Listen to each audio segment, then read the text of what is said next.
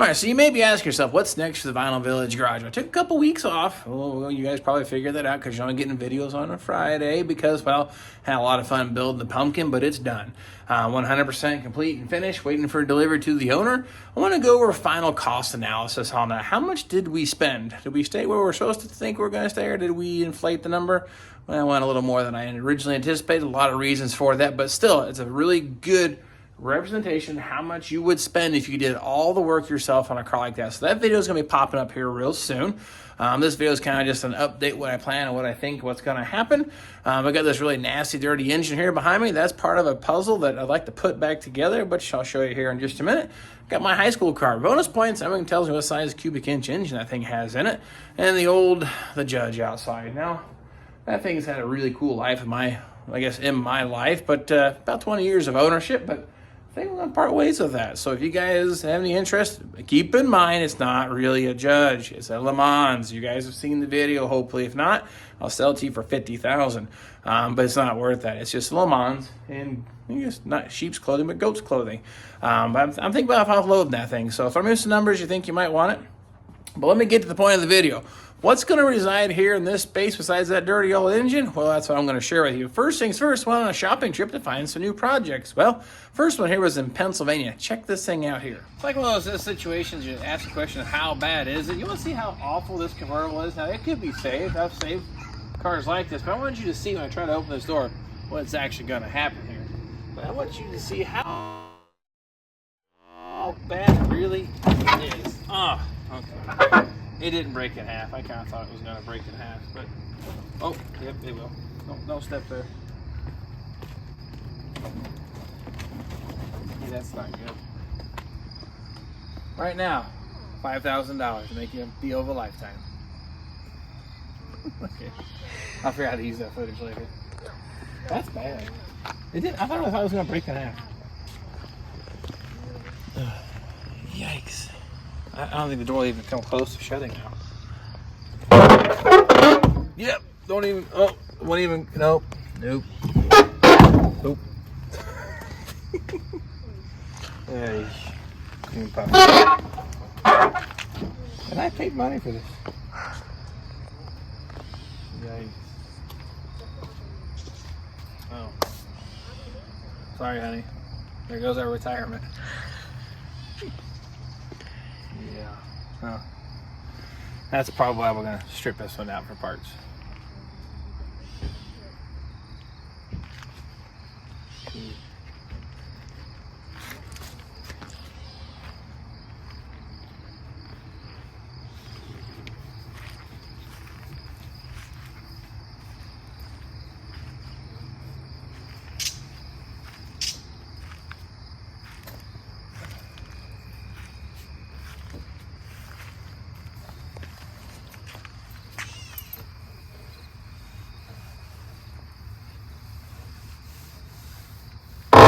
Oh.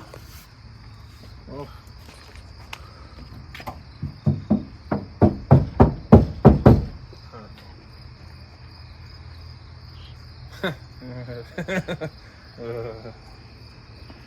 Yeah. It's an episode of what did Louis buy? What did John buy? Hey. Anyway. And as you can tell, that poor bird is actually probably beyond realistic repair. Could it be repaired? Absolutely. I fixed one just like that. My Transmirado rusted in half just as bad. You couldn't even shut the door. So I have fixed a car like that. Unfortunately, I wasn't doing YouTube at that time, but I know it can be done. I don't think I need to do that challenge for me again. So I used it. I'm going to pilfer it for parts for the project for that engine goes into. It's a 69 Firebird 400. You guys may be familiar with it. I looked at it up north in northern Indiana.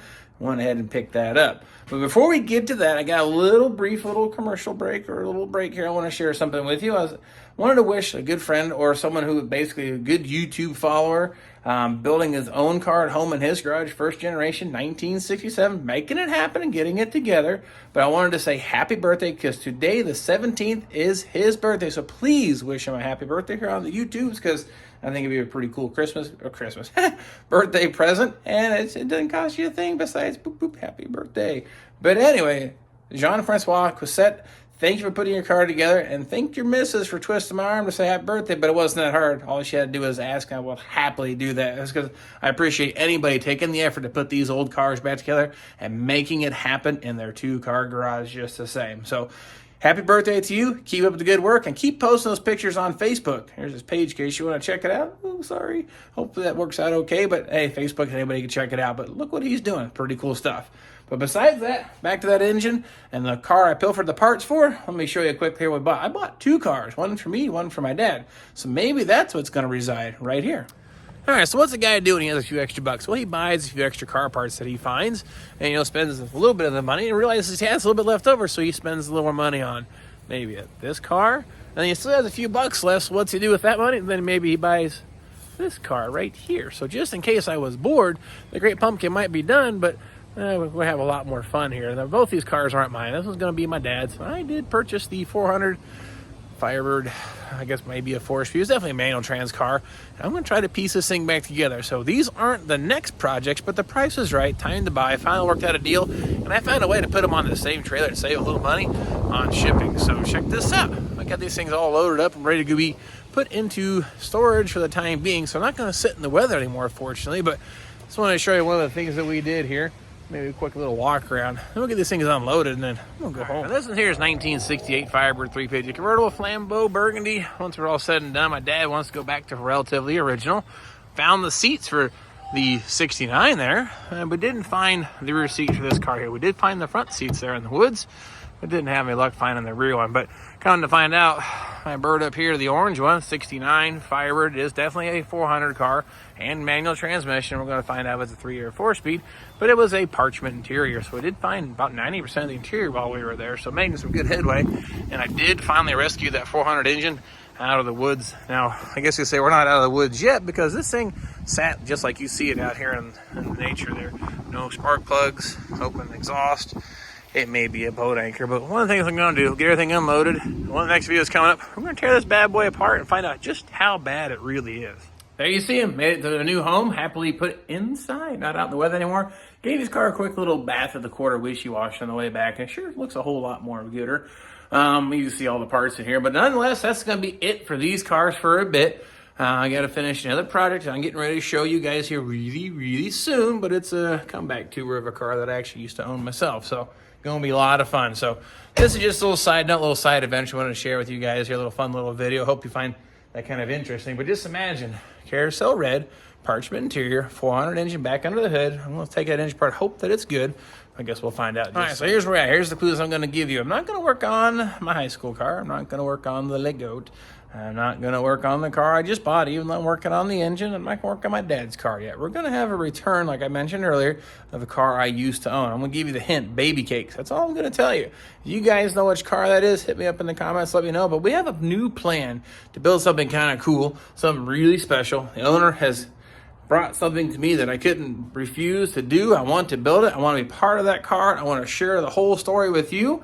And you can see how this can be done and have a lot more fun doing another car in the Vinyl Village Garage. You're going to do the whole same thing, top to bottom, inside and out, nut and bolt. I'll highlight all the important stuff and get you in there on the things I think you need to know. And of course, anything you'd like to see, let me know in the comments. I'll make sure or do my best to get it in the video, because sometimes I just get in the groove and I just knock this stuff out because I have a lot of fun doing it, but I want to share it with you just the same. So if there's anything you'd like to see, again, let me know right now or on the video that I'll be doing here soon, because that car is going to be delivered Saturday. It's going to be sitting right here, and I plan to do a video and I'll show you what the plan is, and we'll get you up to speed on that then.